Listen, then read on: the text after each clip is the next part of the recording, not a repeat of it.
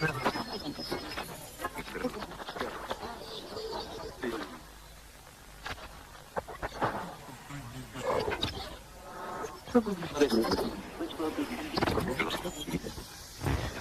me explain. A forest, seen from the air, is a complex and beautiful thing. When you look closer, an individual tree is as complicated as the forest. Why, a single leaf is a miracle of biology. A molecule unfolds many layers of meaning before our eyes. An atom is too intricate for us ever to understand.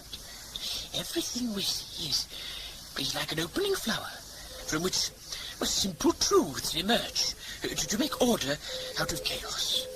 Music's like this, too. That interview with Gregory Glast was recorded shortly before his untimely death last month. And now, some more of his music.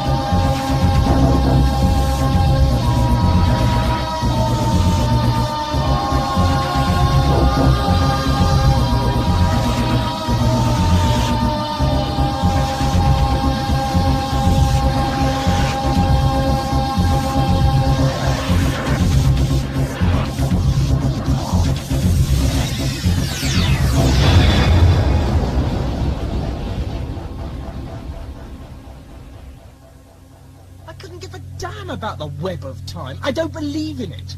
I think it's just a convenient excuse for you to use if you don't want to do something. I think you'd better take that back, Truman. Or what? You'll abandon me to the Daleks? I do not want to continue with this pointless argument. She is not dead. We could go back. Don't even think it. She's beyond our help now. They could be doing anything to her. Truman, Torture, I'm dissection. warning you, she's already dead. How many times do I have to tell you? The Dalek Emperor said she was exterminated. His mind was within me. I know she's dead. We never saw her body. We didn't have to. You don't have to count your fingers every morning to know how many you've got. Oh, don't patronize me. It's the only way I can get it through your skull. She's dead. I know you don't want to accept that. I certainly don't. But you can't blind yourself to the truth. Truth is relative. Very deep. Don't patronize me. Then don't talk rubbish. Look. Let's assume she is dead, okay? Let's, for the sake of argument, assume that Rhea is dead. She was killed by the Daleks on Gallifrey. I can accept that. It means that there's no use going back for her. We'd be risking our lives for no good reason. Yes. But if we go back in time and land on Gallifrey before Rhea is killed, then she won't be dead. She'll be alive and we can rescue her. It's a philosophical nicety, Truman. I don't care about philosophy. In reality, she won't be dead. Isn't that the only important thing? The web of time still holds her. If we rescue her, she'll only die some other way within a short space of time. Is that what you want? Don't believe in the web of time. That doesn't matter. It believes in you. I can't get through to you, can I? I can't remember how many times I've had this argument before. I know your every line. Then you know what I'm going to do next. Your walkouts, they all do. Of the TARDIS? If you like. Or the argument? That's up to you. If only I knew. If only I could be sure. How can I be sure that you really want to go back for Rhea? The real Truman would, I've got no doubts on that score. But how do I know you're the real Truman?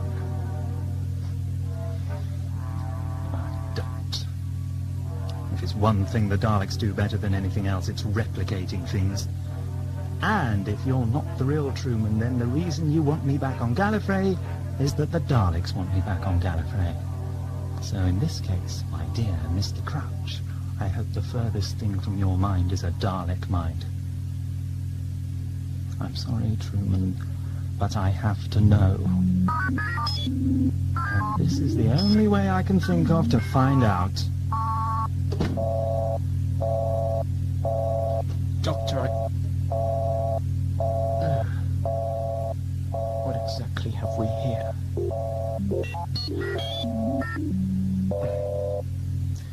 Next stop, Gallifrey.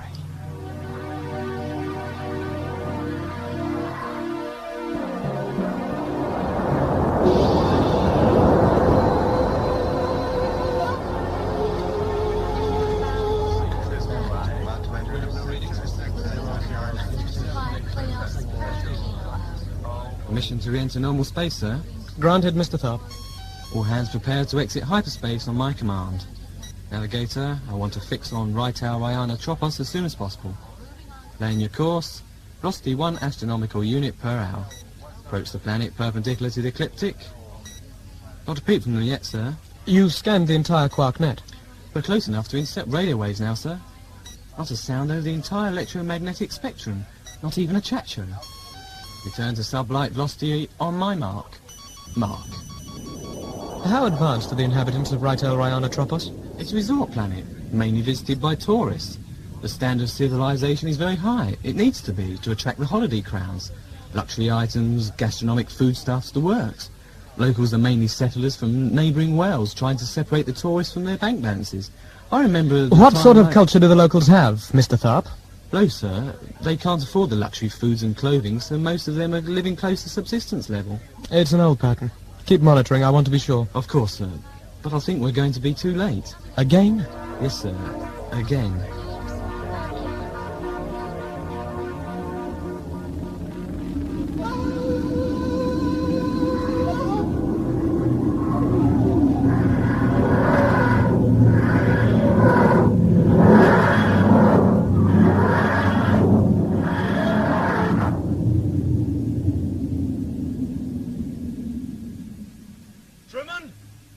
If that sound was what I thought it was, you'd better have a convincing explanation ready.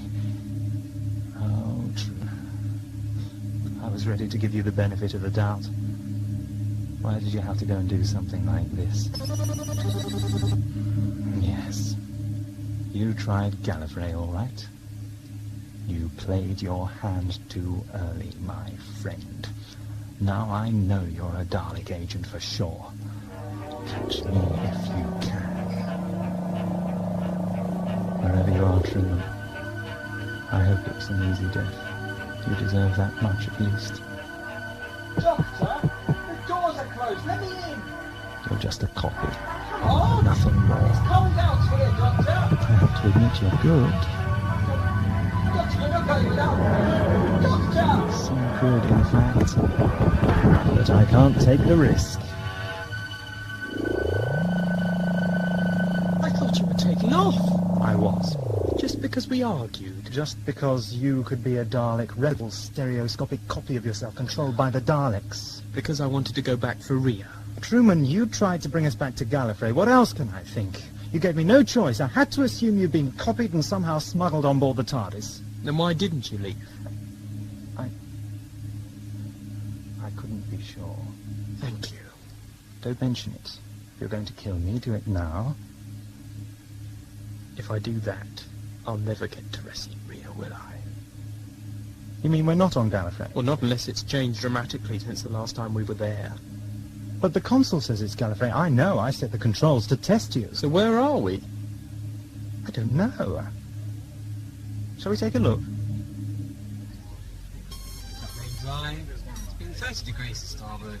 So here she goes, pilot. Slot into a geostationary orbit on my mark. And mark. Smooth as a baby's bottom. Good work. Report, Mr. Tharp. No signals from the planet, sir. Shall I create a long-range sensor scan? Yes, and launch a skim skip as well. Sir? I want a two-man crew in a skim skip to hedge hop across the surface of the planet. They can start at the pole and work southwards on a spiral scan. If anything moves down there, I want it found. Impressive, isn't it? Amazing. The spray just hangs in the air. Waves and low gravity. It's a nice combination. It's a paradise planet then, isn't it? So it would appear. Look at the hotels. They look more like sculptures.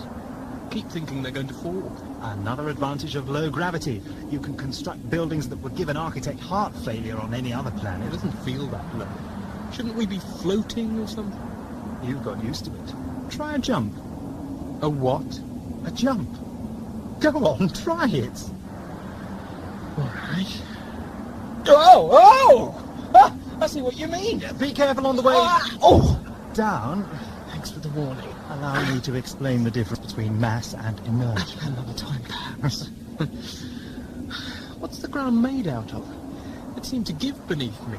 Sort of soft like grass. Some sort of organic silicoid compound, standard spaceport surfacing. Spaceport? Sorry, didn't you realise? But the place is deserted. Perhaps they've all gone for a swim. Whoever builds a spaceport close to the ocean. Lots of races do. Name one. The Kthhhh. whom? The Kthhhh, they're an amphibious race, very mysterious, never talk to anyone. So this is their sunny seaside resort. They don't take holidays. There's always a first time. They're allergic to sunlight. I imagine it brings them out in nasty blisters. Fun people to be with. Besides, they live across the other side of the galaxy. This isn't their patch. What do they look like? No one knows. And how do you know they're amphibious? Because they build their spaceports close to oceans. That is a circular argument. And that is a hotel What falling are you down. saying about the advantages of low gravity? It's behind you! They're all beginning to crumble. What do we do? Suggestions. Run! Good one. Stand by. Calm down, Mr. Tharp. Sorry, sir. It's just a frustration. A frustration is simply an emotion, First Officer. Curb your emotions. I run a tight ship here, tight and controlled. Yes, sir. You resent my orders, Mr. Tharp? Sorry, sir. Your heartbeat has increased by 5 beats per minute. Your skin resistivity has dropped by 7 ohms. Your pupils have contracted by 3 micrometers. You resent my orders. Not resent. Then what? You expect too much. Perhaps. You don't understand frustration. You expect us to act like... Like machines. I'm sorry, sir. I didn't mean to offend you. You cannot offend me. Are we safe? Are we ever? I mean, at this moment in time. The local architecture seems relatively stable. What made the building fall? Was it a trap? Pretty wasteful one if it was. Did we do something to make them fall? Could be. If the substructure was in an already weakened state, the vibrations set up by our movements might have caused a fracture in the matrix. Meaning? Once one went, the rest followed, domino theory. Which implies... That the buildings around here are stronger for a start, and also that there's no one else around, because if there were, they would have set the buildings off already. So much for that theory. Where's it coming from? Difficult to tell. Around that corner, I think. I have a bad feeling about this. Help me, please! What seems to be the problem? Doctor, I think... Quick! Get this young lady back into the TARDIS! What about you? Don't waste time! Hello! Nice creatures. Good creatures. You don't want a nasty doctor to eat, do you? Of course you don't. You want some apples, don't you? Yes. Nice, crisp apples. Tasty apples, see? There you are. Nice, fresh apples. You see? Much better than a tough, stringy Time Lord, isn't it? And plenty more where that came from. Good creatures. Nice creatures. We're going to be friends, aren't we? True on!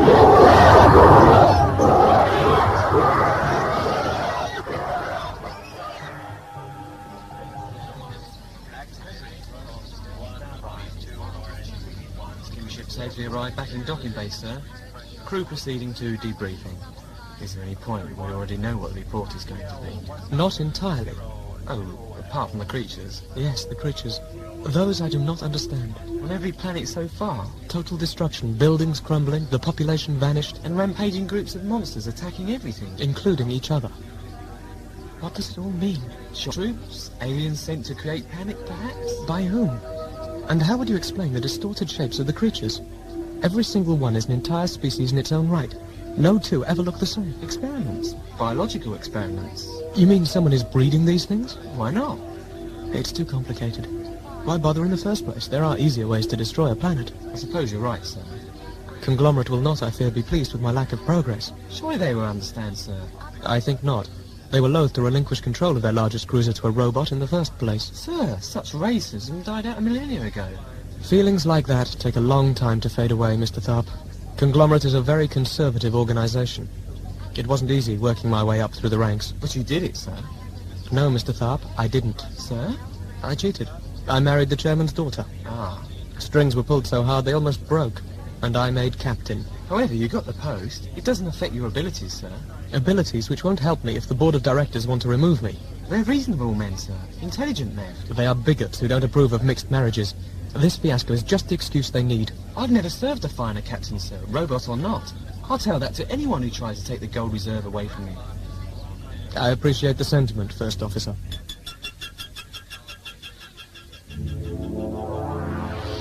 Has anybody ever mentioned... Yes, they have. But I know. How can it? I mean, how is it? I mean, oh God, I don't know what I mean. I don't understand it either. All I know is it works. Hasn't your friend ever explained it? Loads of times. Every time he tells me something different, I don't know what to believe. It's incredible. This is only part of it. You mean there's more? How big is this thing? It's huge. Level after level, corridor after corridor, stairs up, stairs down, lift shafts, ramps, room after room after room. Do you know, once I started walking in a straight line just to see how far I could get. I took enough food for 3 weeks. I slept in whatever rooms I could find. And? After 9 days continuous walking in a straight line, I ended up back in the console room again. You're joking. I wish I was. Hey, what are these words scratched onto this control panel? Justice will be served. Never mind that. They go deep. Yes, deeper than you think. What was that? I don't know. I'll take a look. Isn't that your friend? Difficult to tell with all that dust. Where's it all coming from? The buildings are coming down behind him. And they're getting closer, those What's creatures. that there? Where? Through the rubble, over there, see? No, I can't. Oh, wait, yes, I think I can. A sort of moving wall. Yeah, that's what I thought. Look, the dust is clearing a little bit. We should be able to... Oh, my God! Run, Doctor, run!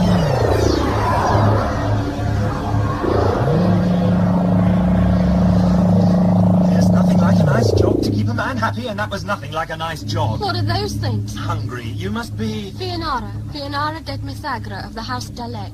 Enchanted. I'm the doctor of the chapter Pridonia of the planet Gallifrey. You've already made the acquaintance of my travelling companion Truman, I believe. Fianara's been telling me how she got here. Really? A fascinating story, I'm sure, but before I hear it for myself... I really think we should move from here. They can't get in, can they? Of course not.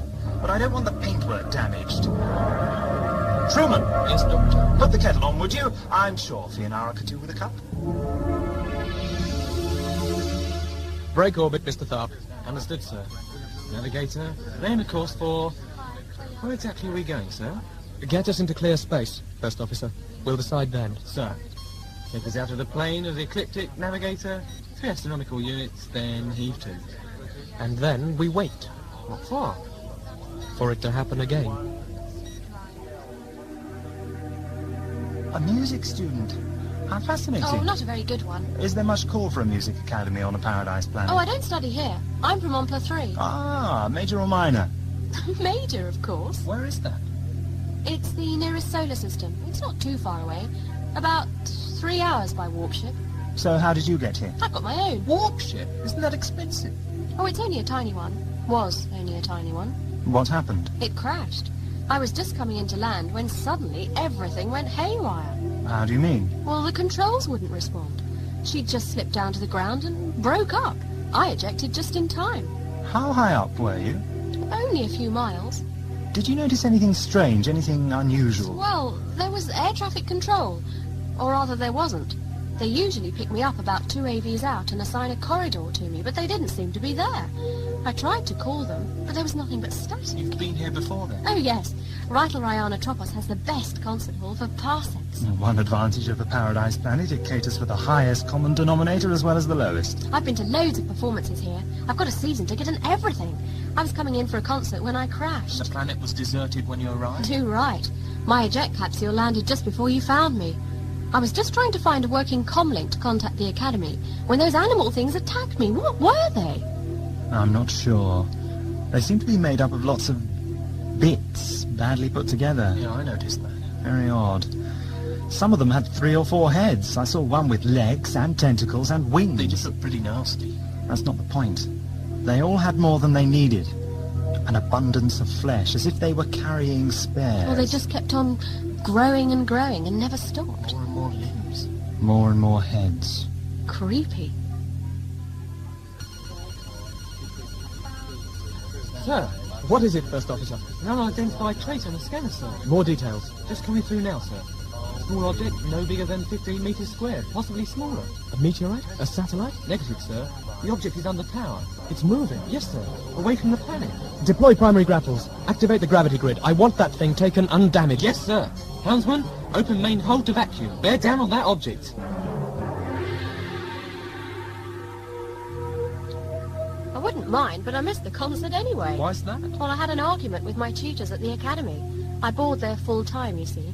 My parents died a few years back in the Dalek Wars, and the warp ship used to be theirs. It's only a tiny one, and I've never been out this far on my own before. Someone's always taken me. The tutors didn't want me to go to the concert alone. It was my own free time, and I argued that it was part of my education and everything, but they said no, and I ended up storming out. What with all the hassle, I left late, and I got caught in a traffic stack waiting for permission to leave orbit and make jump. I was late getting here, and the concert was over. Good thing, too. Why? Well, if you'd been early, you'd have got caught in whatever caught the planet. That had crossed my mind. What's that? Trouble? We've got her, sir. Good work, Miss Up. Bring her in gently. It seems to be some sort of gravity beam. Isn't there anything you can do? Plenty. I could... Oh, but that wouldn't do any good, no. What I could do is... No, too obvious. Okay, let's see what they make of... Ha! Do you know what he's doing? I often wonder that myself. I can hear every word you're saying. Can't you just take off? Too simple. Try it. Good idea, Mr. Crouch. Best of the day so far.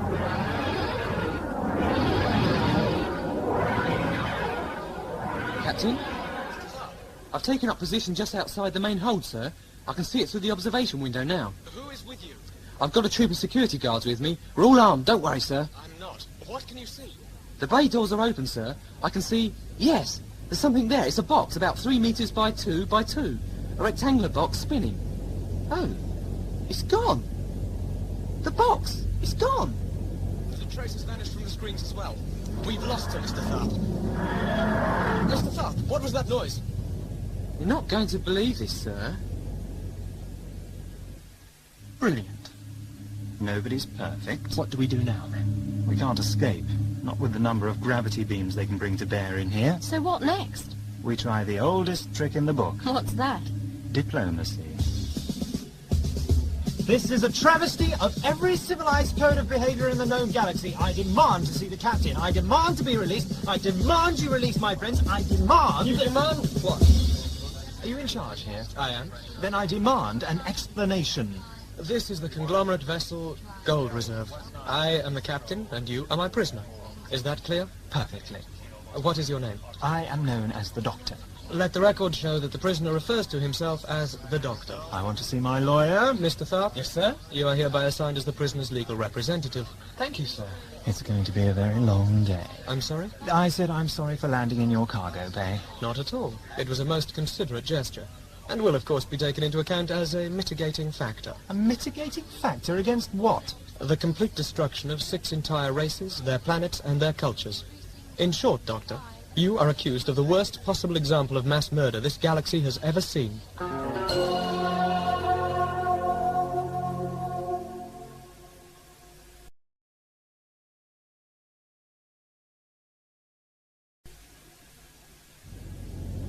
Do you think he's okay? Okay, he's fine. The Doctor could talk his way out of anything. Wow, so we're going to be all right. Not necessarily. But you just said that... The Doctor will be fine. It's his companions who have to watch out for us. He'd abandon us. Yes, he's done it before. When? There was a girl. Her name was Rhea. She's dead now. Oh, I'm sorry. Just watch out for yourself. Don't trust the Doctor. Thanks for the warning. Why do you stay with him? I'm not. As soon as the Doctor takes me to where I want to go, I'll be off like a shot. Where's that? Planet named Gallifrey. Forgive me, things are moving just a trifle too fast for me. Of course. You're expecting to make a clean getaway. Allow me to explain the concept of a fair trial to you. Perhaps later. I apologize if this is an offensive statement, but I'm surprised to find a robot in charge of a conglomerate vessel. You don't trust robotic justice? On the contrary, I'm refreshed to find some sense in the universe. Robots have been repressed for too long. Thank you, Doctor. My pleasure. Might I ask a favour? Name it. Assume I have no knowledge of what has happened. Assume for the moment that I might possibly be innocent. Explain to me the facts behind your accusation. I advise against it, sir. It may be a trap. A perfect example of humanity talking. You are not human? We have our differences. I accede to your request. It seems harmless enough. Thank you. The planet we are circling is named Ritel Ryana Tropos. It once supported a population of 16 billion people. Now there is no one. The planet has been devastated. Buildings collapsed, monsters roam the streets appearing from nowhere. All this happened without warning? Completely. And it is not the first time. You mentioned 6 civilizations. This is the 6th? Yes, each one exactly like this. And your concern is what exactly?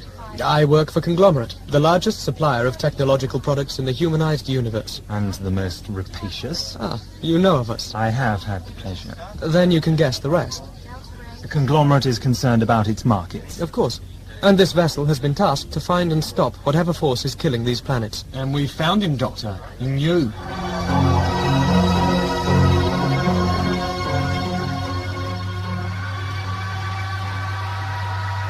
What in God's name is this garbage? Well, this isn't garbage. This is culture. This is garbage. Culture's growing test And tubes. so I suspected you. I'm sorry? Nothing. Incoming call. You want to deal with it? Nah, you handle it. I'm listening to the broadcast. Ellison's Folly Communications Center to incoming vessel. Please identify yourself. Cargo vessel Iolanthe on approach to Ellison's Folly. Please vector me in. System ident number, please. 993-3520. That's confirmed, Iolanthe. Please follow the beacons broadcasting on 200 megahertz until you hit atmosphere. Very impressive. They told me you didn't have an atmosphere. That's confirmed, Iolanthe. We have it imported for us. And please breathe out before you leave the planet. We don't want to lose any. Blowing comics? You shut your Thank mouth. you, comm center. Hey, is that music in the background? No, that's the sound of a communications operator having his fingers pulled out one by one. Stuff. You guys are weird. I suppose we must be, if we listen to this rubbish. I happen to like this rubbish. What is it? A broadcast of a concert recorded last night at the main hall. Weren't you there? No, I was on duty. I'd arranged it. What the hell? Something big's going on. Get on the radio now. Find out what it is. And turn that bloody thing off. Alexa. No, the music. Sir, we're receiving reports of trouble from Ellison's Folly. Ellison's Folly? Location? 20, possibly 30 light years away, closer to the shapely center and slightly higher in the ecliptic plane than Ritel Ryana Tropos. Mr. Tharp? Dead right, sir. It's an unusual planet. I've always wanted to go there. Why? It orbits a Cepheid variable, a star that regularly alters in size. Most of them don't have inhabitable planets. And Ellison's Folly? Really just a handful of cities carved into the dark side of one of the planets. 3 billion people and a flourishing mining industry. Mining? Oh, yes. Conglomerate owns the entire system, didn't you know? They dig lanthanades out of the rock and process them for warp-ship generators. You seem to know a large amount about the planet, Doctor. A suspiciously large amount. Nothing that I couldn't have gained by reading several large encyclopedias. Hold your tongue from needless accusations, First Officer. A lawsuit for libel could cost Conglomerate a great deal. Lawsuit, sir? Consider the facts. The Doctor is here. Ellison's Folly is 20 light years away. I don't understand. If I'm standing here in front of you, how can I cause the destruction of Ellison's Folly? You could have accomplices, or you could have set a remote control device. Have you ever considered a career in writing? Why? You have a very active imagination. What you say could be true, Mr. Tharp, but the Doctor's presence here makes his guilt less likely. But I can't demonstrate that until we find out what is causing the problems. And we can't do that unless we get to Ellison's Folly quickly. That's going to take us 4 hours. Too late. Much too late. I can get you there quicker. How? Your vessel? The TARDIS can travel instantaneously. A valuable device. And not open to offers. You would help us. I want to clear my name. Very well. You will take my first officer and one of your travelling companions. The girl, I think. No, wait, why not both? So long as I hold one of them, you will return. Then why keep Truman? Why not Theonara? We have been analysing the conversation of your two companions in their cell. Truman, if he got the chance, would take the TARDIS and go to a planet named Gallifrey. He is not to be trusted. Theonara, on the other hand, harbours no such ambitions, as she sees you as her best chance to return home. Oh, Truman. Your decision, Doctor. I agree. First officer, prepare to leave in the doctor's vessel. Do you want me to take a security team, sir? Judging by the size of the TARDIS, there won't be room for anyone apart from you and the doctor. Actually, that's... Yes, Doctor? That's perfectly correct. No room for a security team at all.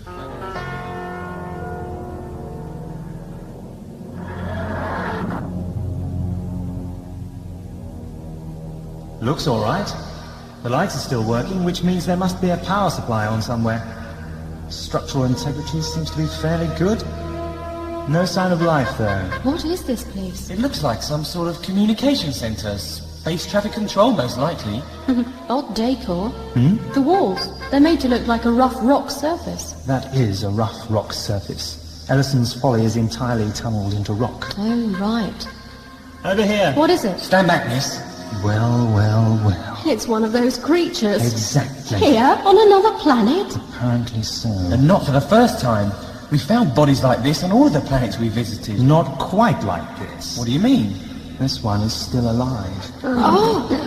No, there's no need to kill it. It might be dangerous. No, look at the wounds. It's near death. What killed it? Over there in the shadows, do you see? Another one? Dead? Yes. They must have fought. Oh, they're horrible. Yes, they are. But not in the sense you mean. Then how? There's no sense to them. No reason for them to look the way they do. Look at them. Huge mounds of shapeless flesh hanging from them. Limbs that don't work. Combinations of sensory organs designed for beings on 100 different worlds. This one has 4 heads, 2 of them so distorted as to be useless, and the third growing directly from the fourth. And that one over there, no head at all. To make up for it, an entire second body growing from the stub of the neck. I think I'm going to be sick. So do I. So put away your gun, Mr. Tharp.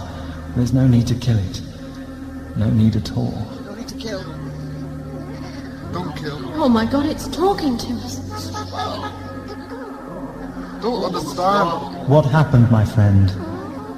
There was an alarm. Yes? There was an alarm. And the planet started shaking. Rocks were falling down everywhere. Oh God, the screams. The screams of the children. Don't worry, you're all right now. That's strange. Oh. My body felt like it was changing. Squeezing out of my clothes. Oh God, the tentacles going out of my face, out of my face. Oh God, help me. There was a monster sitting in the chair next to me. I leapt for its throat and we fought.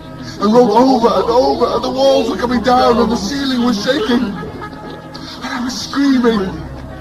Screaming because my body was the baby and some of the monster I was fighting was the monster and all it was me. Oh God, it was me.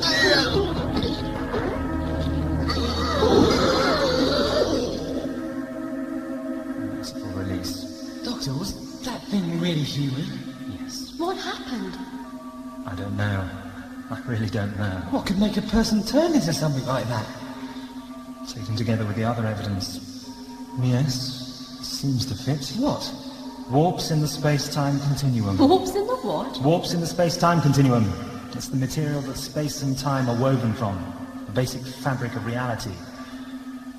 The space-time continuum is an infinitely large 11-dimensional matrix on which everything we take for granted depends.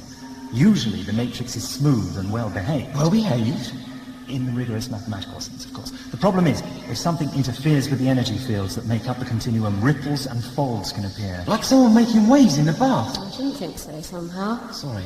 It's much more complicated than that. Suffice it to say that if it's weakened too much, space and time can tear. And that's bad.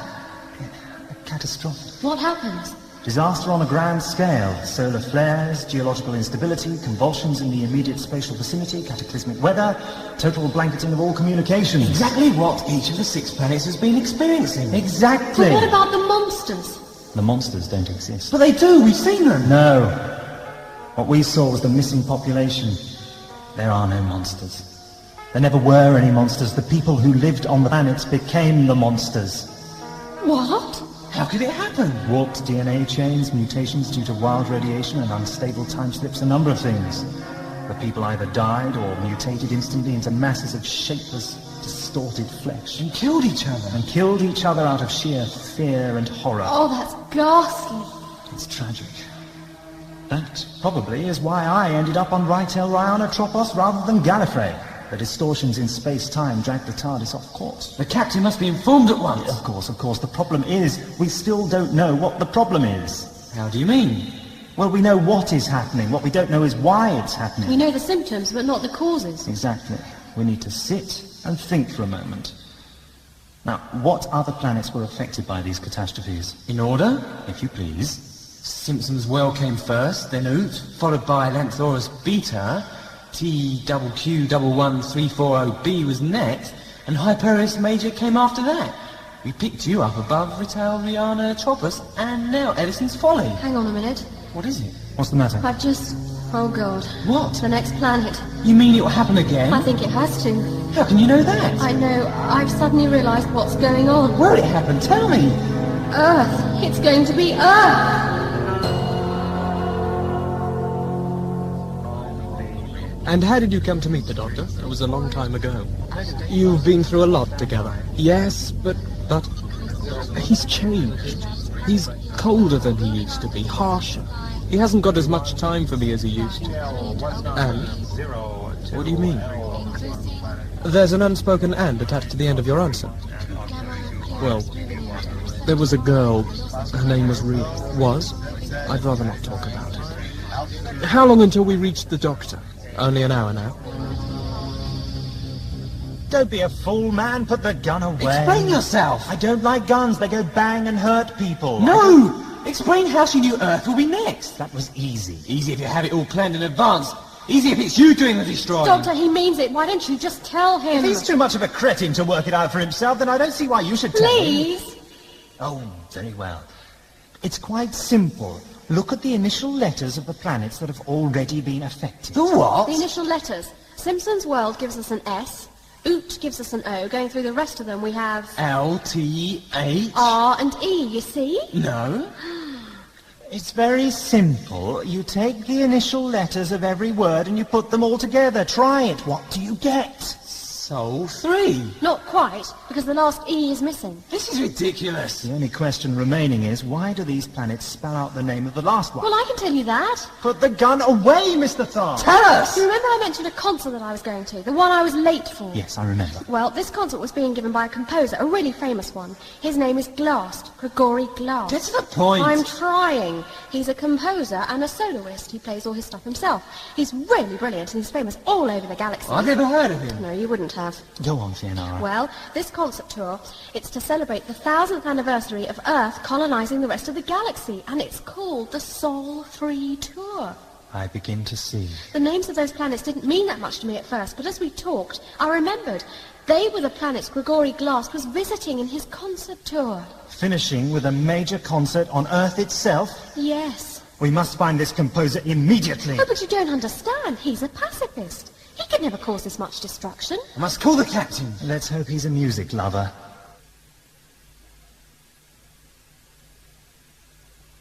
I must admit, I find the Doctor's arguments persuasive. This man Glass is apparently travelling towards Earth in his own warp ship. He must be found. Nobody knows where he is. He travels alone. We know he's due on Earth in 3 days' time for the concert, but he could be anywhere between Edison's Folly and Earth by now. Nevertheless, we must find him. And then what? And then we must kill him. Why? The man is a danger to humanity. We cannot risk getting close, in case he employs the same weapons on us that he has on all these destroyed worlds. We don't even know it is Glass. It could all be a terrible coincidence. We cannot take the risk. You're a thinking machine. Racist insults will achieve nothing. You have no conception of art, have you? The man is a genius. You can't just go around blowing up geniuses because you suspect them of a crime. We must find him, talk to him. We're getting into a pointless argument, Doctor, one that we cannot resolve. Music means nothing to me. I have a job to do. Wait. First officer, Sir? I authorize you to destroy Gregory Glass' ship as soon as you sight it. Requisition the Doctor's TARDIS in the name of Conglomerate. Assure him that adequate remuneration will be made in the event of any damage. I also empower you to requisition any manpower as needed from the nearest Conglomerate base. Do you understand me, Mr. Tharp? That man must be executed for the good of humanity. Yes, sir. Well done, Fiona. Come on! Mr. Tharp, what is happening? Sorry, sir. The Doctor and his companion have escaped in his box. Very well. He will attempt to contact Glass. We must find him as soon as we can. Yes, sir. And what about me? I'll order a ship from the nearest Conglomerate regional headquarters to pick you up. We will rendezvous back on Earth. The Gold Reserve will search for Glast. And if the Doctor is with him? Then he will die.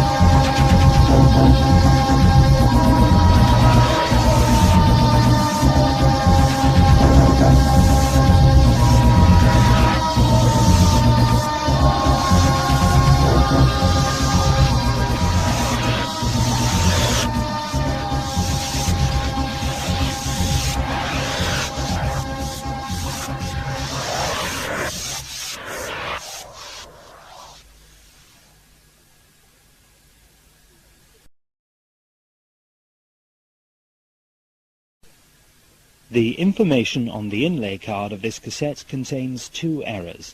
Firstly, checks for the Glast offer should be made payable to Gary Russell and not William Baggs. Secondly, the postal code should read SE04 1YW and not SE14 1YW.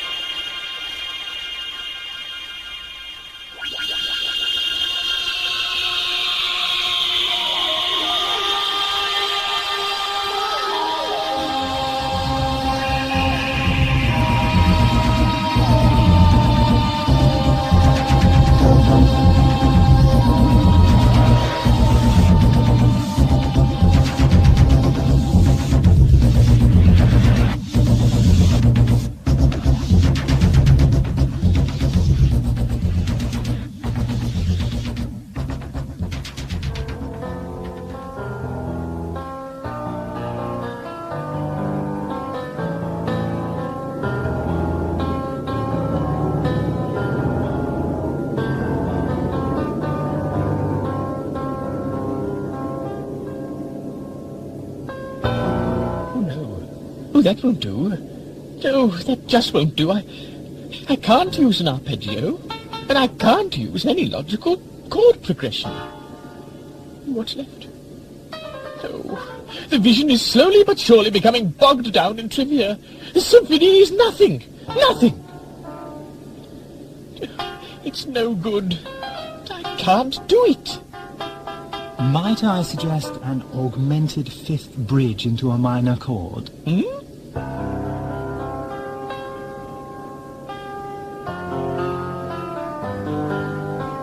Oh, brilliant!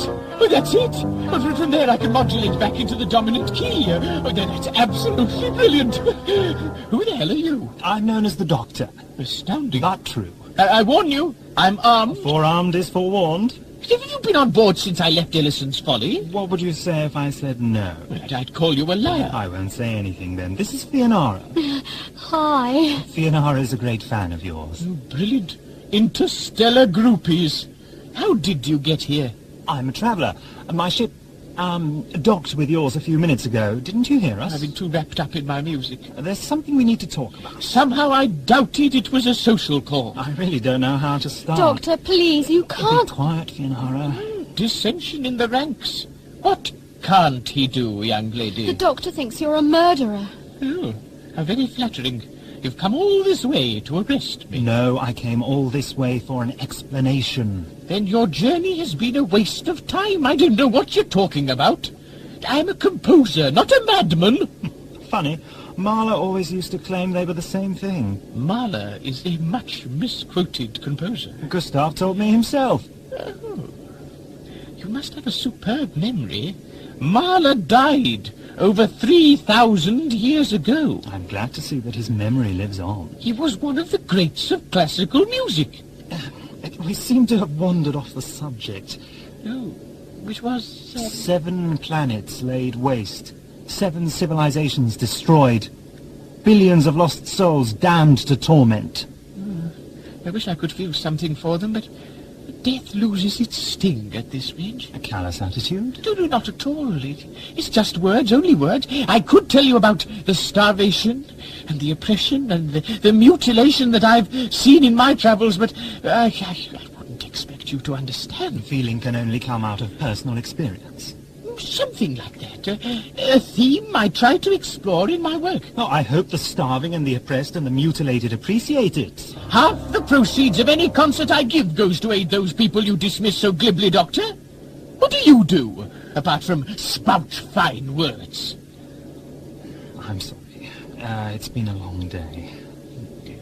I'm failing as a host. Would you like some refreshments? No, thank you. Oh. You mentioned 7 planets? Yes. They may be familiar to you. Simpson's World, Oot, Lanthaurus Beta, TWQ11340B, Hyperius Major, Ritel Ryana Tropos, Ellison's Folly. Ring any bells? Well, of course. The planets I visited so far on my tour. I overestimated you, Doctor. I thought you'd try something cleverer than that. Cleverer? I assume this is some sort of blackmail. I don't quite understand the details, but I'm sure you'll enlighten me. Presumably, I am in some way responsible for the deaths of these people, and you expect me to pay you to keep the information to yourself. No dice, Doctor. No, it's true. Do you have a charmed quark comlink on this ship? Of course. Then I suggest you turn it on.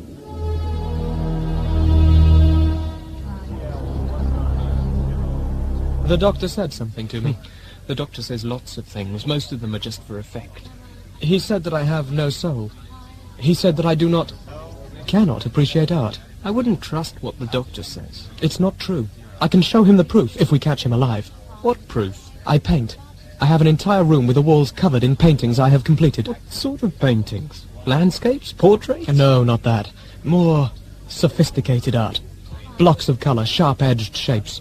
Millimetrically perfect straight lines crossing solid backgrounds, vibrant and symmetrical canvases. Real art. The machine made flesh. There aren't many robots who paint, you know. My canvases are worth a great deal of money in the higher circles of art criticism. I will tell the doctor that if I see him again. I know the value of art. I know its worth. I hope the doctor appreciates the argument. The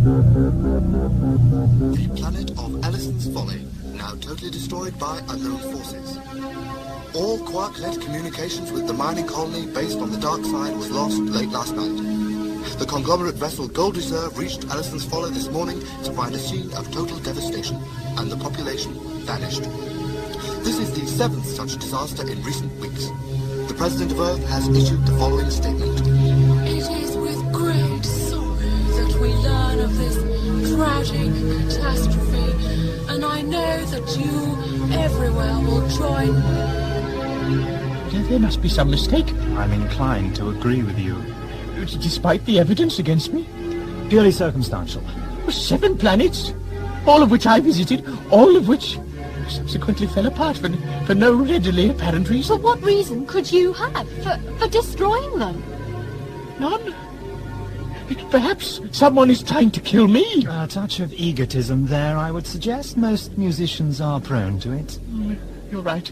There are easier ways to kill someone. Something is certainly dogging my footsteps. Death. Death is following you, nothing else. Perhaps someone objects to my music. Genocidal critics? Unlikely. Sorry. It was a joke. At a time like this? Especially at a time like this. Humour as a defence mechanism. One of the best. You still can't accept it, can you? No man can visualize death on that scale. My conscience can't take that amount of guilt. Can't or won't? It comes to the same thing. You know that a human brain cannot see numbers greater than 5. If you look at 5 stars in the sky, you know immediately that there are 5. More than that, and well, you have to count them. I'm not human, but I accept the analogy. Go on. Well, it's the same thing. The number is meaningless. I cannot comprehend that many deaths. There must be a connection somewhere. You believe in a causal universe? I have to. Finara. Uh-huh. Can you do me a favour? Depends what it is. Go into the TARDIS, check on the screens. I want to know if there's anything in the volume of space-time around us. If I must. Finara says that you're a well-known composer. guilty of fame, if not of modesty. How did you start? My father, I suppose. He was a historian, you know. Books, fragments of pottery, old electronic devices. Oh, and compact discs. Compact what? Oh, it's primitive Earth technology, supplanted by crystal etching. Silver discs with an optically encoded signal, written to and read by a laser. How quaint. They were used in the late 20th and early 21st centuries for storing music. I built a decoder when I was 7, out of odds and ends. Used it to read the discs Father recovered from archaeological digs. Fascinating. How so? Popular music of the time. Let me demonstrate. Doctor, What? what exactly am I looking for these signals on? Didn't I tell you? Ooh, silly of me, I forgot. There's a dial on the console facing the scanner screen, large black needle. See if it flickers, and if so, how high? Right. Well, you see, back in the late 1980s, they started off with a very simple rhythmic bass. We're in luck, my young friend. Oh, good. A report has arrived on the Quarknet. Grigori Glass's ship has been spotted in hyperspace barely 10 hours from Earth. Hooray. You don't seem over-enthusiastic. I'm sorry, I'll try harder next time. You regret the imminent death of your friend? You don't expect me to approve. Perhaps understanding is all I can ask for. I'm afraid I'm going to have to disappoint you. No matter. Intercept time is calculated at 5 hours, 53 minutes. And what then? Approval or not, we destroy the Doctor. And without discussing your painting with him. We all have to make sacrifices for our art. Doctor, where's Grigori? Mr. Glass is in the galley, fixing us some tea and gatto. In all my years of travelling through time and space, Grigori Glass is the only man I've encountered who stocks his warpship galley with Earl Grey tea and Black Forest gatto. Very sybaritic. Very civilised. I'm a great fan of civilization. You know that dial you told me to watch? I remember it distinctly. Well, it didn't flicker one bit. Oh well, no news is good But news. the one beside it did. Which one? Well, the big red one to the left of it. Jumping all over the place it was. Blast! What's the problem? Problems in the plural. Why? What does the dial show? It displays the amount of randomized quantum energy available per cubic meter of space. It's a measure of entropy, if you like. And the flickering means? Disturbances in the structure of the universe, just like... Just like before, Doctor. It would appear that I am the man responsible. Take your hands off that keyboard and talk sense. We don't know for certain that you are responsible. I am. I did it. I killed them. Unwittingly, perhaps, I believe that much of you. Oh, thank you. But if it wasn't premeditated, then how? Oh, would you care for some tea now, Doctor? Could a faulty hyperdrive have affected local space when making the jump into hyperspace? Hardly. Certainly not on a planetary scale, unless the Amadeus uses excessive amounts of power, Glast. Oh, no, Doctor. The Amadeus was specially constructed for my tour. But it still utilizes the standard Conglomerate Mark 12 matter-antimatter power converter. Nothing out of the ordinary there. But that is precisely what it must be, something out of the ordinary. Do you carry any specialized equipment, unusual artifacts? Oh, no, not There is your cybernet. Cybernet? Oh, yes. You see this, Doctor? It's a Conglomerate Cybernet Prime Synthesizer, the Mark V version. It's top of the range, hideously expensive. 10 million Talmars worth. You put me in debt for months. I never thought that I would get close to one of these, let alone the one owned by Grigori Glass. It's a fine instrument. But it ought to be. You know, you could run the economy of a small planet with the computing power of this baby. No, that's only fair, since that's what it costs. May I play it? If you wish.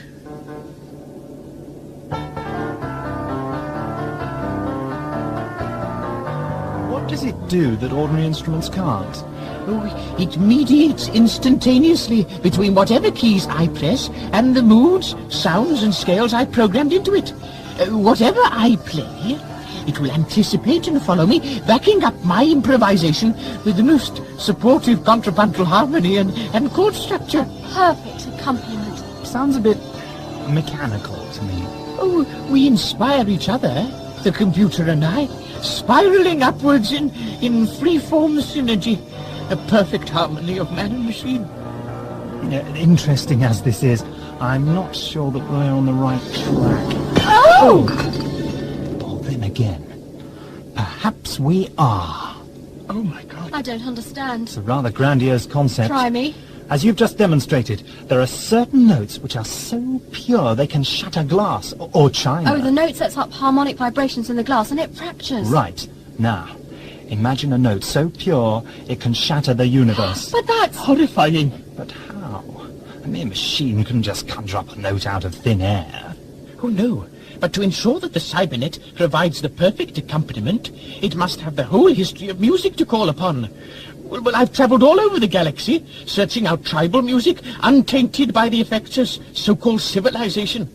I've lived with the oldest and most primitive aborigines on scores of planets in the back end of nowhere, listening to their cultural heritage.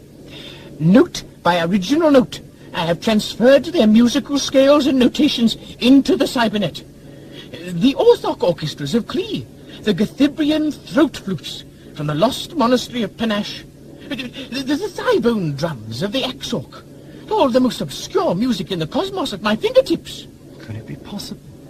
There are some things man was not meant to know. I won't dispute that. There was a mathematician on Earth many years ago, but my father told me about him. He proved that some things can never be proved. Goidel, his name was. Do you understand, Doctor? I begin to. Thoughts which cannot be thought. Notes which cannot be played. Songs that voices never share. No one dares. The effects could be... disastrous. Precisely. Look, this is probably a lot to ask, but will someone make some sense? I'm not sure I can. Try me. Oh, it's a complicated story. A quick pricing? It's very simple. There's something cosmologists call the fine structure constant. I won't go into it now, but it's very important, and it's a measure of how the universe hangs together. Now, somewhere in Mr. Glast's instrument, 2 or 3 sounds from different parts of the galaxy have combined to form a note. Oh, yes. A note that should never exist. But why? Because it fractures the structure of the universe itself. Space-time is not a continuous thing. It's built up like a jigsaw formed from basic building blocks that scientists call pre-geometries. Once the note is played, the warp and the weft of the cosmos starts to unravel like a badly knitted pullover. The pre-geometries pull apart. Yes, but so far the effects have only been local. Oh, that's right. But somehow the pure note isn't coming out. The cybernet, oh dear, must be ever so slightly out of tune. So space only comes apart briefly after each concert, then starts reknitting. Space can do that? Oh yes, space is a very clever thing. What? Look, hang on. What about the radio broadcasts? I've heard some of the concerts on radio. Why didn't they affect all the planets the broadcasts were heard on? I can only assume that the note is lost in transmission like some of the higher and lower frequencies are, no matter how good the reproduction is. So far, we've been lucky. Yes. 7 planets weren't lucky. Look on the bright side. It could have been more. Ironic, really. Why? The piece of music I wrote especially for the concert. What about it? It's called the Universe Suite. Very apt. What will it be like? What of the Universe Suite? The end. The final moments, if the pure note is ever played. It's not a pleasant prospect. Space breaks up, like a glacier splitting to form icebergs which drift off alone into infinity. The stars begin to fade like guttering candles and are snuffed out one by one. Out in the depths of space, the great celestial cities, the galaxies, cluttered with the memorabilia of ages, stop revolving and spin slowly down to die. Darkness creeps over the face of the deep. Occasional flickers of light pierce the fall of cosmic night and illuminate the sentence of a universe condemned, eternal nothingness. Creepy. That's one word for it.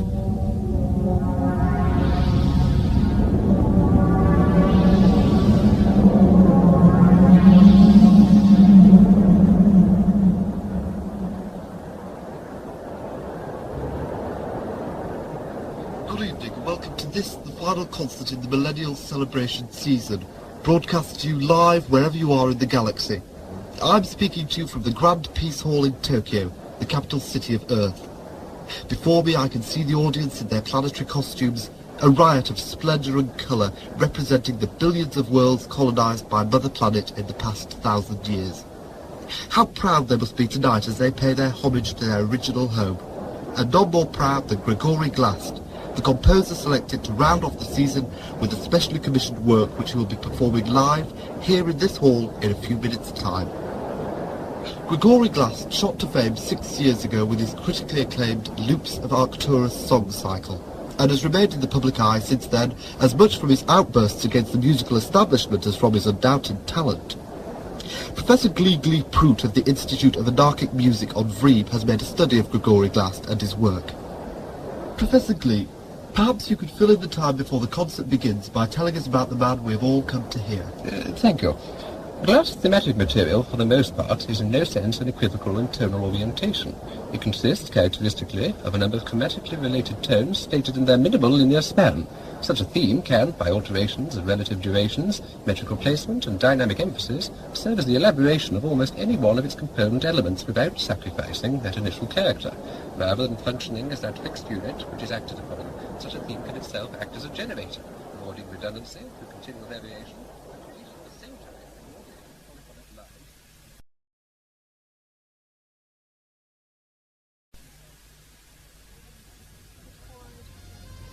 Bad news, for me or for you. Bad news for your friend the doctor. The doctor's no friend of mine. No matter. We have found him. Found him? You mean we have him in our sights now? No reaction? What's the point? Your mind is made up. I expected some sort of dramatic outburst. A last-minute plea for mercy, perhaps, or a desperate attempt to jam the firing controls. I'm disappointed in you. The doctor means nothing to me now. I want to travel with you. Conglomerate can be a most rewarding employer. Will you give the order to fire? It's finished. The new piece of music for the concert. It's 4 hours of solid work. It's probably the most concentrated piece of writing I've ever done. And not a moment too soon. We're nearing Earth. Yes, an hour away at standard speed. We're passing the Centauri triplet now. Who's piloting? I am. She's really most accomplished, you know, a skilled musician and a trained pilot as well. Well, the two aren't so different. They both require a sound schooling in computers and keyboard skills. Try telling that to Monteverdi. I remember once he got lost trying No more reminiscences, please, Doctor. I've had enough this past 5 hours. Oh, very well. What's the new piece called?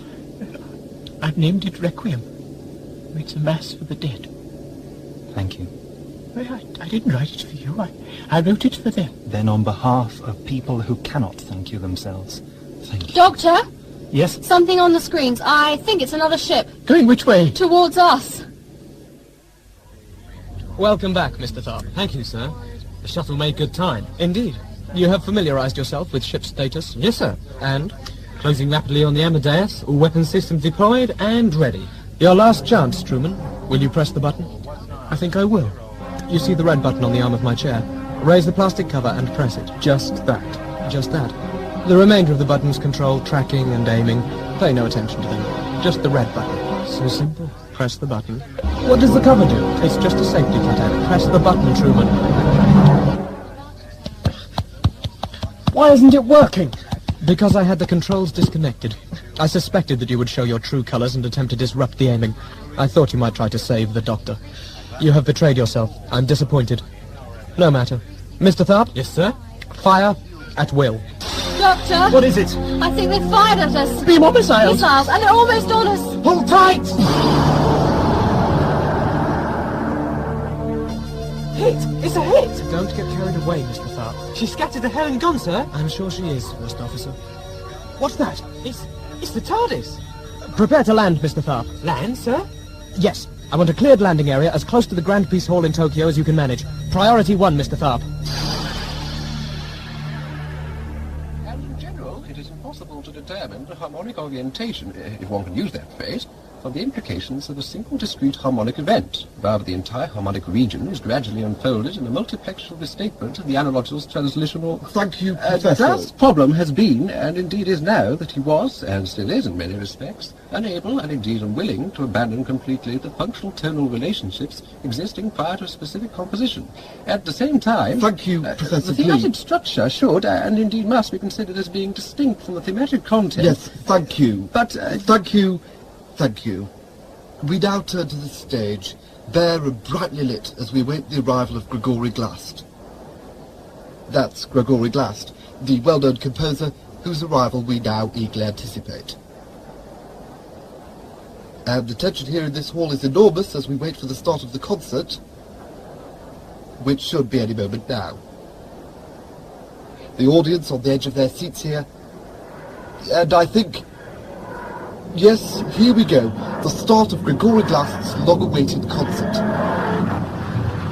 And an unconventional start to this concert, as Grigory Glast stepped out of what appears to be a large box in the middle of the stage. He is, of course, carrying his famous Cybernet Primer 750, built for him especially by the computer division of Conglomerate. And, yes, there seem to be some people with Grigory Glast on stage. But no, they're walking off the stage now.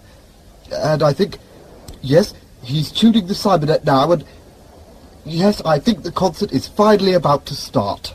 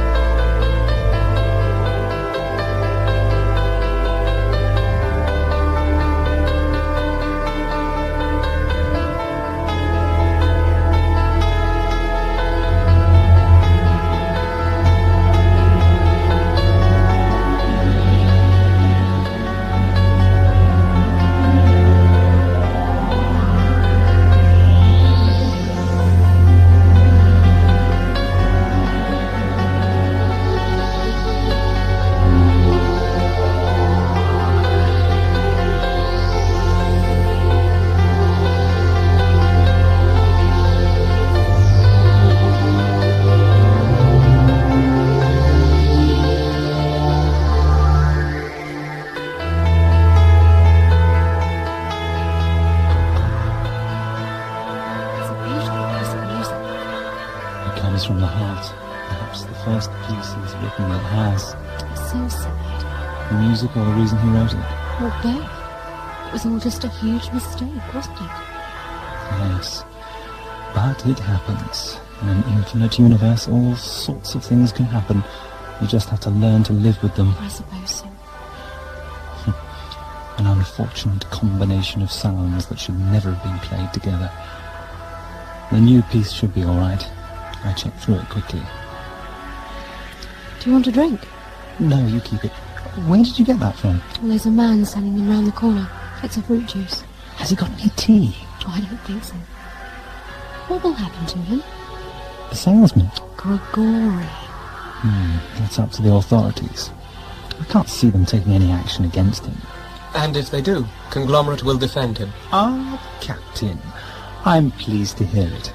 Although I suspect your motives are far from pure. That's as may be, Doctor. Nevertheless, I couldn't help overhearing your conversation just then. Your explanation seems logical. Perhaps I overreacted. I realize now that Grigory Glast may well be innocent of malice. I'm glad. You seem to have escaped unscathed from Glass ship, then. Only just. Grigory lost his spacecraft, and I spilled a cup of tea. You will both be recompensed by Conglomerate. Earl Grey or Assam? Surprise me. Don't tempt us. I still wonder about your sudden change of heart. Believe it or not, I was... Wrong. Precipitate. A diplomatic word. Whatever my phraseology, the meaning is clear. It was an accident. Accident or not, Grigory Glast will carry those deaths on his conscience forever. Fortunate for you that you didn't have Grigory's death on your conscience, Captain. I have no conscience. I shall, however, program a guilt subroutine into my non-volatile memory. Thank you, I think. I bid you farewell. We prepare to leave Earth. Goodbye, Captain. Thank you for your... Humanity? compassion untainted by emotion. Thank you, Doctor.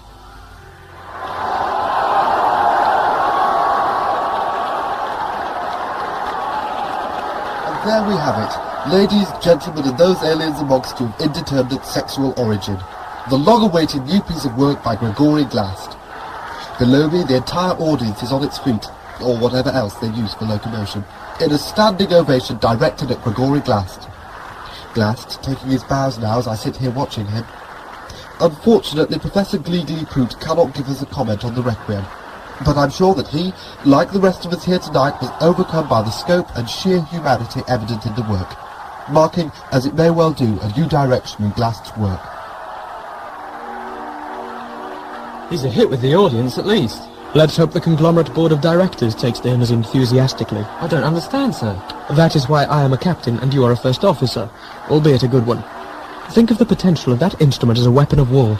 With Glast's knowledge and the Conglomerate Research Division behind us, we could have a finger in every half-baked war from here to Andromeda. So we kidnap Glast? As soon as he steps off that stage. And then? Have you ever considered a position on the Board of Directors? In my wilder moments, sir. Fetch the boy, Truman. We may need a bargaining chip. Pardon me for asking, sir, but aren't there laws against this sort of thing? Didn't they tell you at training school? Conglomerate is the law. And Gregory Glast, standing proudly on the stage tonight as he receives the rapturous applause directed at him from the mixed audience of humans and aliens present in the Grand Peace Hall in Tokyo tonight.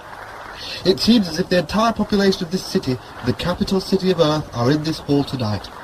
Hands are clapping, tentacles are waving, and antennae are doing whatever it is that antennae do. Yes, well-deserved applause indeed after that bravura performance from the composer. We hope to be interviewing Gregory Glast. Wait. No, I think... Yes. Gregory Glast has fallen to the floor.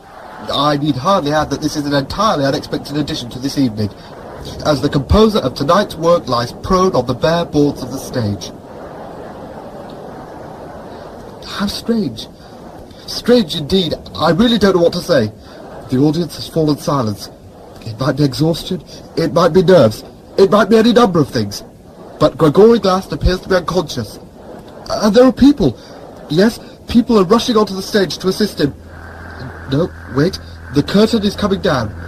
The huge imitation velvet curtain, green and gold, with mock silken tassels, present in this hall since it was built 1,000 years ago, is descending from the vast proscenium arch.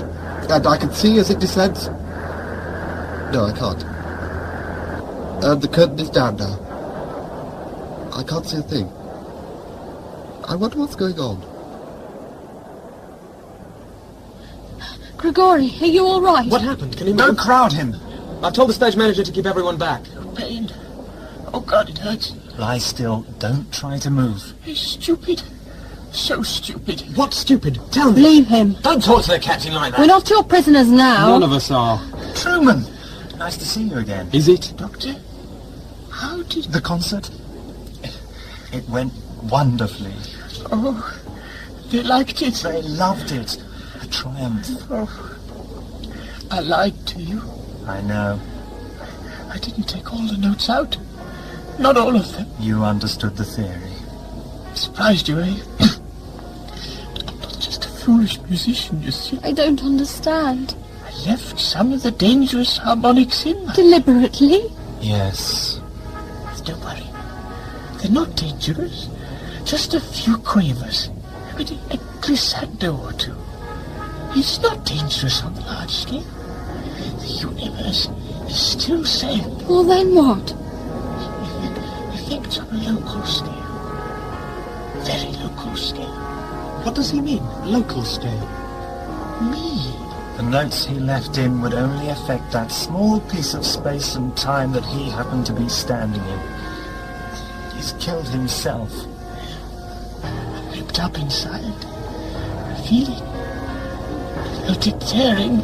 But it wasn't your fault. Even so, all that guilt. Guilt isn't a good reason to do anything. You didn't know. Ignorance is no defense, my dear. It's better this way. Better. For me. I think I understand. My last performance. Last curtain call. Final exit.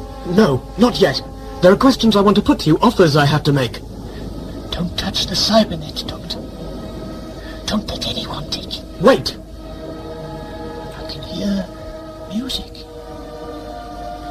Oh, so beautiful. It's just what I've been trying to write all these years. The music of death. No, you must tell us. Too late. He's gone. How like a musician. A perfect sense of timing. So it's over. Time to go home. Grigori can't. His music will live on. I doubt that's much consolation, do you? Then you don't understand artists. One more moment, that's all I ask. Just one small moment. Emotion, Captain? Yes, Doctor. Even we robots can feel anger at the weaknesses of you humans. The future lies in me, Doctor, me and my kind. A world of steel and flesh made steel. Imagine that world, Doctor. Imagine a piston grinding into a human face forever. I'm taking the cybernet, Doctor. It is, after all, conglomerate property. And a potentially awesome weapon of mass destruction. That's as may be. I'm still taking it. Mr. Tharp, follow me. Sir. Farewell, Doctor. Truman, Miss Fionara. Goodbye, Captain. We will meet again. I have no doubt of that. This was the noblest robot of them all. His life was gentle, and the elements so mixed in him that nature might stand up and say to all the world, this was a man. What's that? Julius Caesar, Act 5, Scene 5. Antony's oration over the dead body of Brutus. The captain isn't dead. He is now. You knew. I wondered why you let them take it so easily. It was booby-trapped, wasn't it? Grigori tried to warn us, remember? They can rebuild the captain, though, can't they? Yes, he's too valuable to Conglomerate, I imagine. They've probably invested too much money in him to just let him go like that. But at least the cybernet was destroyed. Surely they can rebuild that as well. But they haven't got the notes that Grigori collected. They can't recreate that. I wouldn't be too confident. Grigori would have filed flight plans on his travels. There'd be landing registrations, documentation records. Conglomerate could trace his movements. They might be able to rediscover the music he found. But it'll take them ages. Longer now. We've set them back. That's all we can hope to do. And now back to the TARDIS for a refreshing cup of tea. What happens to me? In what sense? I mean, where do I go from here? The Academy seems somehow tame after all this. You mean you want to come with me? In a nutshell? A life of wild danger and no time for dinner, danger and dirt and no change of clothes, do unto others and run like hell? Sounds good to me. All right, you're in. And me too, if you'll have me. You don't have to ask. I do. I am. I want us to start again, Doctor. Clay lies still, but blood's a rover. Breath's aware that will not keep. Up, lad, when the journey's over, there'll be time enough for sleep. Is that a yes? I think so. Then let's... What's wrong? I don't know. Here, quickly, let me have a look. Please do. Do something. Hold still. Yes, hold your mouth open, Truman. Severe subcutaneous... Stop talking rubbish. What's wrong with her? Blistering of the sinal cavity. I think she's passing out. Best thing for her must be acutely painful. Get her into the TARDIS, quickly. Right. To do something? I'm trying, Mr. Crouch, I'm trying. The signs are consistent with some form of orally administered poison, alkaloid in nature, or perhaps a vesicant of some sort, derivative of the Praxis spectrum of toxics, perhaps. Oh, Doctor! If I knew how she'd swallowed it, I might be able to help her. I need to know what it was and what the dosage was. Was it accidental? Unlikely. All the signs indicate a fast-acting compound. So, deliberate. Certainly. So, administered by someone else. But who and how? Of course. The fruit juice vendor. Oh, good God, Truman! She's dead. She's what? Dead. Like Rhea.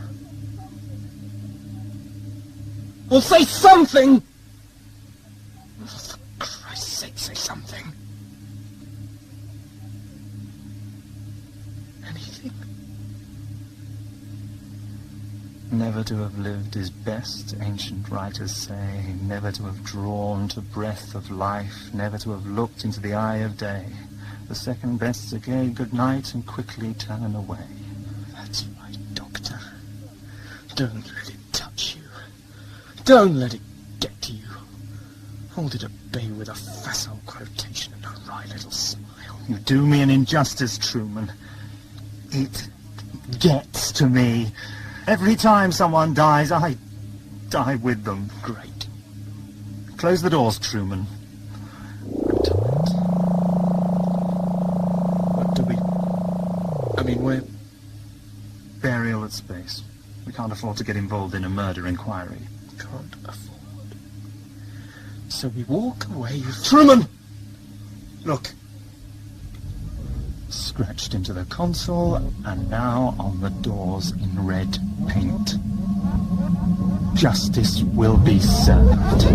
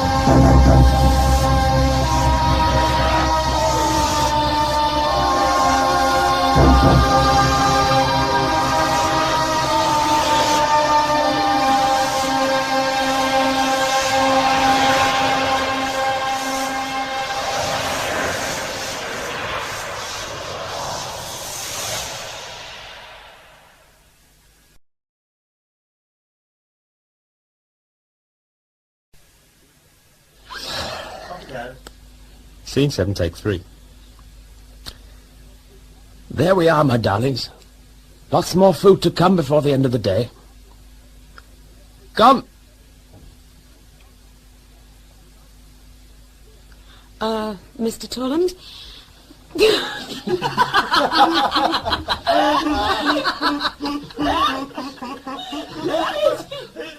That was an outtake from Deadfall, and in this edition of Audiovisuals on Tape, we'll be talking about the stories leading up to that one, namely the last 3 stories from Season 3. Firstly, Simon Cullington of West Sussex gave his detailed appraisal of the pros and cons of Sword of Orion. Sword of Orion is a superb adventure story in that it rattles along at a fine old pace, but suffers from too many too familiar details associated with other sources. For example, the opening salvage sequence could be said to owe a lot to the dire Aliens movie, and the infiltration of the Cybermats to Tom Baker's Cyberman tale. Plus, the android-human war is a cliché in its own right, but the twist at the end worked all the same. The music and sound effects were spot on, and the performances were easily as competent as the standard set by the TV show, damning with faint praise. The Cybermen are menacing here, implacable and strong, keen on converting rather than simply killing the human crew. Although supremely shallow in terms of psychological emotional resonance, a standing criticism of melodrama per se, of course, it is a grand ripping yarn. However, Simon wasn't as keen about Carney, and this is echoed in a number of letters. John Moran from Huddersfield writes, "As for Carney, well, I'm still confused. Was it real or was it a dream?" And Peter Duncan from Bournemouth writes, "Carney, I found it a little too weird, even for me, and I like some pretty weird things. I hated the fortune teller, completely over the top." On the other hand, Emily Brooks is representative of those of you who thought that Carney was something rather special. The wonderfully evocative Carney captures the atmospheres of past, present and future beautifully. It was like living a Ray Bradbury story. Now on to Planet of Lies, and here are some comments from Lawrence Almeyer. I think better late than never is a good way to describe Planet of Lies, though it could have been better. The incidental music was not the best there's been, and I found the general feel of the whole thing not quite as smooth or professional as, say, Enclave a Relative or Sword of Orion. However, the script was a masterpiece. Well done, Alan Lear. In particular, Lawrence singled out the script for comment there. Strangely enough, Jim Mortimer, someone you'd normally associate with the musical side of audiovisuals, had a lot to do with the plot of Planet of Lies. Jim, tell us about it. Yeah, I was the guy who bludgeoned everyone else in audiovisuals into the story with the really subtle plot line. to blow up Gallifrey. No, but seriously, there was a lot of thoughts floating around at the time concerning the decline of the Doctor's character during Season 3. Things like the recurrence of his Sargol addiction, and wanting to harken back to the Dalek comic strips with their city beneath the sand, which they controlled by magnetism. Actually, though, I think the real reason was that we like enormous explosions. All these ideas and more were considered at one of our very board meetings, and from this I wrote a plot synopsis of approximately 2,500 words, which Anna Lear loosely expanded to a 2.5-hour script, which script was then adjusted in places by Arthur I Like Betting Slips Wallace and Bilbo Baggins. Well, that's all we've got time for on this tape. You'll hear more from us on the next releases, Cuddlesome by Nigel Fairs and Endurance by Erica Galloway. And don't forget, all orders and letters to Audiovisuals, 26 Chawlsey Road, Brockley, London, SE04 1YW. And just a reminder that all checks should be made payable to Gary Russell.